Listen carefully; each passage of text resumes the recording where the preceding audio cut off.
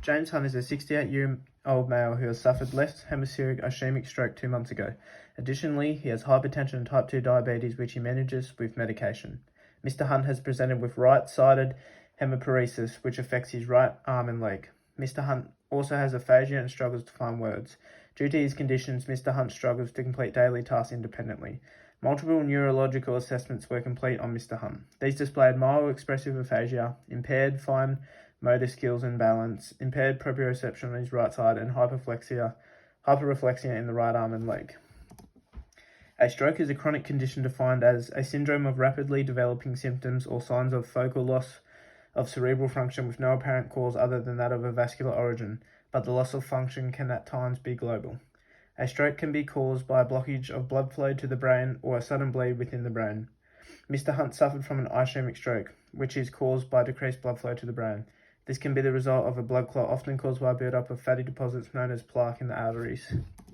This buildup of plaque is called atherosclerosis. Atherosclerosis develops slowly as cholesterol, fat, blood cells, and other substances in your blood form plaque. When the plaque builds up, it causes your arteries to narrow. This reduces the supply of oxygen-rich blood to tissues of vital organs in the body. The risk factors for atherosclerosis will be the same as those of ischemic strokes. The risk factors include smoking, hypertension, diabetes mellitus, and lipid metabolism. Additionally, ischemic strokes can be caused by other factors such as age, gender, family history, diet, and stress/depression. In relation to Mr. Hunt, hypertension and type 2 diabetes would influence the cause of his ischemic stroke as they are risk factors of atherosclerosis, leading to a higher chance of the stroke occurring. It is important to understand the cellular pathophysiology of atherosclerosis to gain a better understanding of the cellular pathophysiology of a stroke. Atherosclerosis occurs over time, with initial necrosis occurring 1 or 2 decades before the buildup of fatty streaks in the arteries. These fatty deposits in the arteries are called atheromatous plaques, which start with the deposition of small cholesterol crystals in the intima and its underlying smooth muscle. These effects are reversible, but if not managed, the plaques grow with proliferation of fibrous tissues, causing the surrounding of smooth muscles and bulging inside arteries, blocking the flow of blood within affected arteries. This process then escalates due to the connective tissue production by fibroblasts and deposition of calcium within the lesion, causing for hardening of the arteries. This results in an uneven surface in the artery's internal walls, causing clot formation and thrombosis. Once this blockage has occurred, the flow of blood through arteries to the brain's tissue has ceased, causing necrosis, cell death. This necrotic core is surrounded by a zone of less severely affected tissue, which is rendered functionally silent by reduced blood flow but remains metabolically active. This area of the brain's tissue can be saved, but if swift action is not taken, further damage can occur. The ischemic penumbra is an area of the brain bordering the infract core which compromises as much as half of the total lesion volume, allowing opportunity to salvage this area. The symptoms and complications of a stroke will depend on which artery is affected. The general symptoms of a stroke are sudden confusion, difficulty speaking and understanding, loss of sight, dizziness, numbness, and more. Mr. Hunt's symptoms align with those of a blockage of the middle cerebral artery. This artery supplies blood to the brain parenchyma of the primary motor and somatosensory cortical areas of the face, trunk, and upper limbs, apart from the insular and auditory cortex. This aligns with Mr. Hunt's complications as he has mild aphasia and loss of motor control of his right limbs.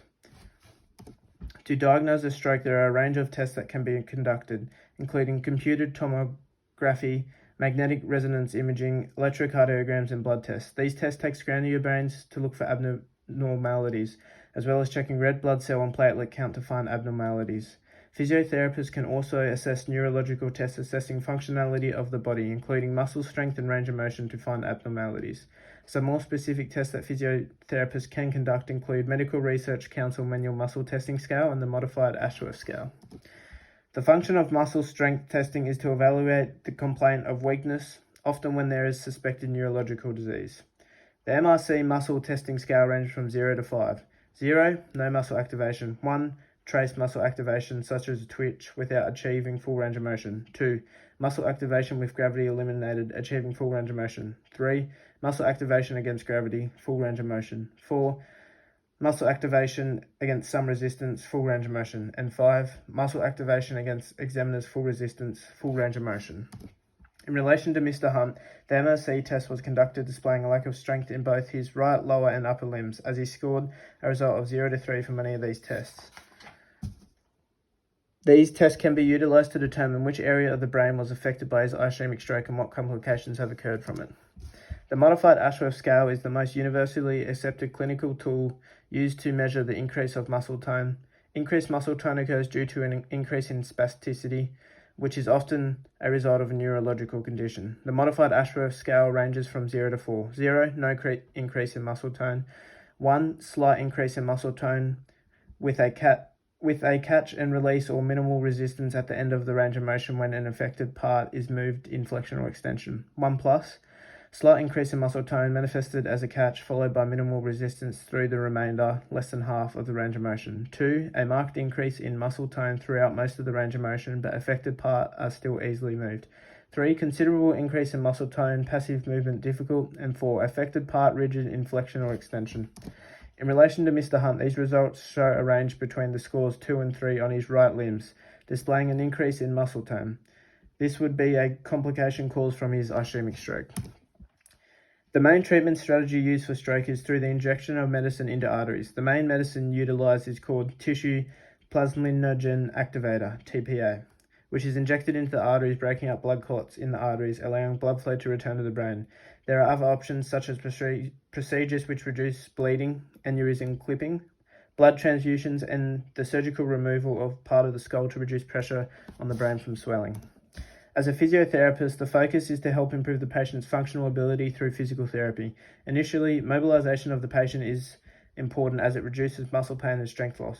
Focusing on gait training is also important, ensuring they have appropriate proprioception and balance to independently mobilize. The use of gait aids can be implemented to help retouch effective gait pattern and reduce the risk of falls from poor balance. Other physical therapy techniques can be used to assess and improve the range of motion of joints and build muscular strength, especially in affected limbs.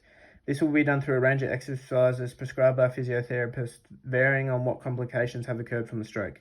The muscular strength training should focus on the improvement of lower limb strength to improve gait, as well as fine motor skills of the upper limb to aid the patient's ability to complete daily tasks for independence. And these are my references. Thank you.